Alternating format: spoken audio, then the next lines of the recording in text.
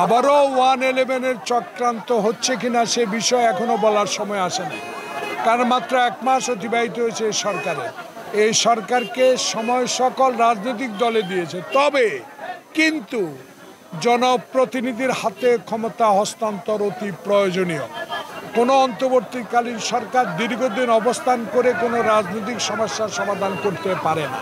সেই জন্য আমি এই জন্য বলেছি, এই সরকারের বিরুদ্ধে যারাই ষড়যন্ত্র করুক না কেন, আমরা এই সরকারের সাথে আছি। এই সরকার যেদিনেই বিভিন্ন রাজনৈতিক দলের দাবি অনুযায়ী নির্বাচন দিবে, সেদিন পর্যন্ত আমরা তার সাথে আছি। মানুষ খুব কষ্ট করছে, মানুষের উপস্থিতি দেখতে পাচ্ছে। ত্রাণের কি প্রয়োজন, মানুষকে খাওয়া দাওয়া দেওয়া এই মুহূর্তে খুবই প্রয়োজন।